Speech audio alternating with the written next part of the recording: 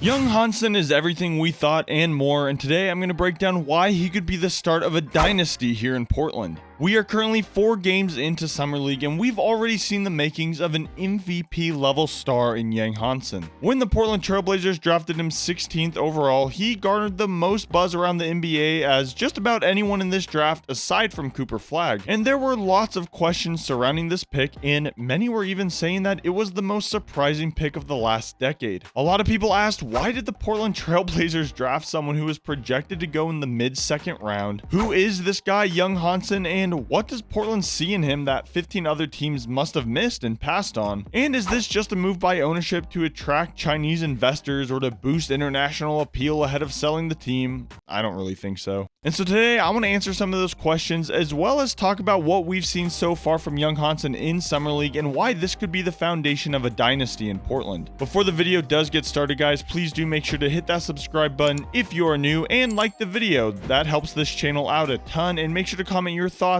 on the video as a whole and what your thoughts are on Young Hansen. And with that said, let's get into the video. So why did the Trailblazers draft someone who was projected to go in the mid-second round? Well, it's been a couple of weeks, and there's been a lot of info that has actually come out how Young Hansen was actually promised to be picked by the Brooklyn Nets at 19 if he was still there. And now, of course, take this with a grain of salt, as some of these reports aren't from official NBA reporters, but it did make sense, and we know that the Brooklyn Nets definitely had an eye on him, and they had a few more picks in this draft after the Blazers. And it was even said that the Minnesota Timberwolves, who drafted at pick 17, had interest in him. So the Blazers knew they wanted their guy, and they knew that this was a little bit early compared to where some mock drafts had him going, but that didn't stop Portland from drafting him as 16, and I think this was the perfect pick for Portland to make. I know for me and a lot of other people, the night of the draft was a weird one. I was thinking, who on earth is this guy Young Hansen, and what do the Blazers see in him that everyone else missed? But after watching some highlights, and especially now after watching him in Summer League, I totally understand what the Blazers front office saw in this guy. I'll get into some of his skill sets here in a moment, but he has some elite physical tools, defense capabilities, passing, high IQ, and overall the traits that are just really hard to teach someone, and traits that can make an MVP caliber player one day. But with this came a lot of questions about if this was some sort of political or financial move by the front office to attract Chinese investors, or to just overall boost the international appeal ahead of selling the team. Honestly, I think that's a bunch of garbage. People are going to try and make problems out of anything. I think they just like Young Hansen. I think the added benefit of him having a Chinese audience is obviously great financially for the team as a whole, but I think they would have drafted a guy with this skill set regardless of where he came from. And so what makes Young Hansen such a talented and gifted player that I think could make him an MVP caliber player one day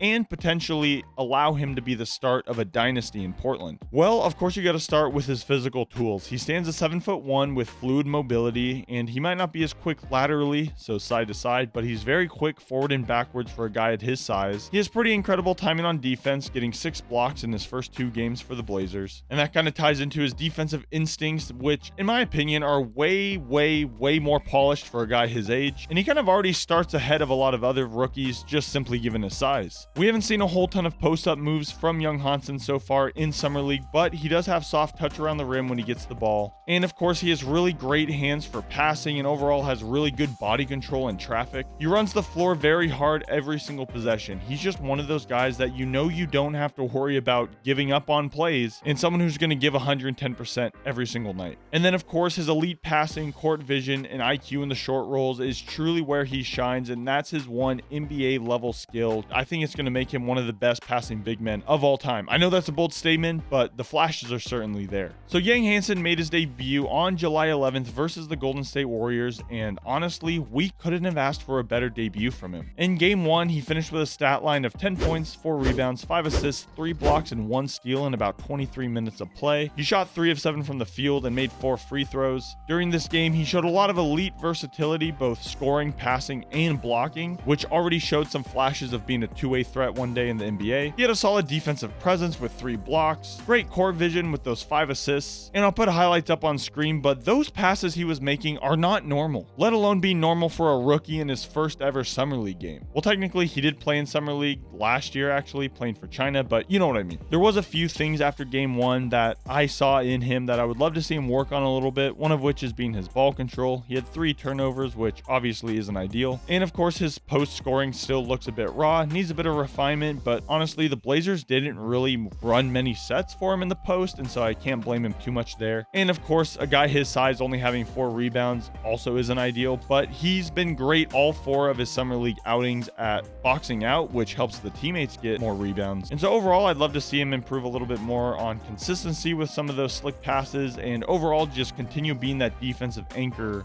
that this team needs. In game 2, he came in and had a pretty similar performance: 10 points, 5 rebounds, 3 assists, and 1 block. He shot 4 of 8 from the field, made 2 free throws, but turning over the ball was still a problem as he had 5 turnovers this game. And so aside from the turnovers, he was pretty solid in all areas on the court. Looked a bit fatigued, but that was kind of expected considering this was a back-to-back game. And you got to remember, when you're playing in the NBA, a lot of these centers are people that are used to playing in college or even overseas. They're being asked to play a lot more minutes and play a lot more frequently than they have been in previous years, and so usually that takes about a year or two to really get conditioned to the NBA schedule. In game 2, he maintained a decent scoring efficiency, shooting 50% from the field, and despite being a bit tired, he was still giving 110% effort on the court and rebounded the ball decently well on top of boxing out for his teammates. Obviously, conditioning is one area I would love to see him improve on after this game. He got visibly winded pretty early on, and of course the 5 turnovers is just too many regardless of how you look at it. But after this game, I was still really satisfied with how young Hansen played, and overall was just looking for a little bit more energy and some smarter decision making while being under pressure. But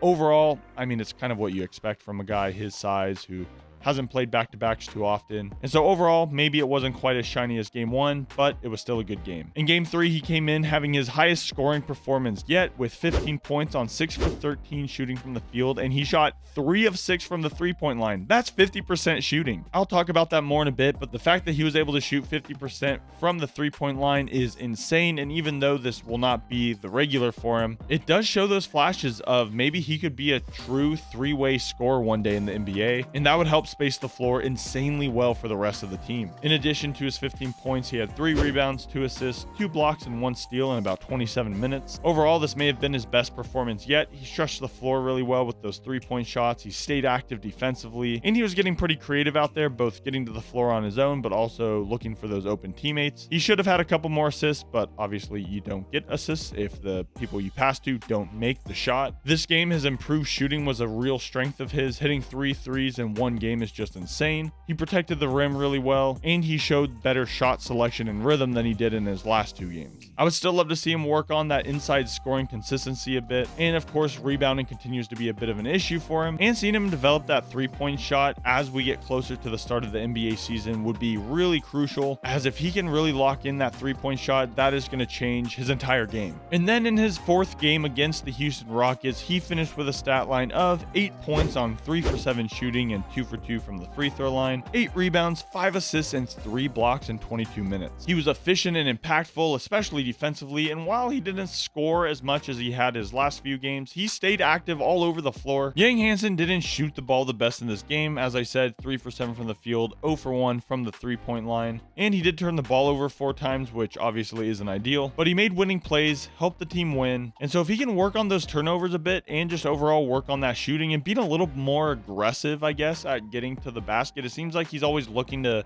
set up shots for his teammates, but sometimes I would just love to see how he plays when he's aggressive and tries to get his own shots from time to time. But even when he wasn't looking to score a whole ton, he still protected the rim and was at least a presence on defense. He can still work on that rebounding a little bit. 8 rebounds is a bit better this game than his past games, of course. But if by the start of the season he can work on those touches in the paint, score a little bit more, work on the turnovers, and just work on his shooting as a whole while remaining a defensive presence, then this truly is a guy that could play a real key and valuable role on the Portland Trailblazers this season. Young Hansen has proven that he's far more than just a raw prospect. Averaging around 11 points, 4 rebounds, and 3 assists and nearly 2 blocks per game, he's shown off some pretty good defensive instincts, elite passing feel, and some legit shooting range for a guy who's 7'1". He's been protecting the rim, spacing the floor well, and overall just playing under control, which is great to see. Even though he's been turning over the ball a bit, that's kind of expected for a rookie. Obviously, shade and sharp and scooting Scoot Henderson are two of the more recent rookies that, if you guys remember their rookie seasons, they struggled pretty bad with turnovers as well. Sometimes it just takes a little bit to get used to the speed and the feel of the NBA game. And now his rebounding and interior scoring still needs a little bit of work, but overall, Yang has looked like a future two-way star and possibly was the steal of this year's draft. Obviously, it's a bit too early. I know even I've been a bit facetious about him being the next Jokic, but he's shown enough flashes where I could easily see him being the steal of the draft when we look back in a couple of years. Now, while his overall stats from Summer League so far may not jump off the page or be too flashy, you gotta remember that this was a guy who a few months ago no one had really heard of, and everyone kind of thought he was going to go in the mid to late second round. Yang Hansen has shown a skill set that is near impossible to teach. Those skill sets of his passing, defense, and overall IQ for the game, you can't teach that. His court vision and ability to just get to the basket and move as well as he does for a guy his size are all very elite all-star level traits that he already looks great at. And while he can definitely work on his handles a little bit and overall conditioning, these are things that are much easier to teach and perfect and just overall hone in as the season gets closer. And especially as the years go by,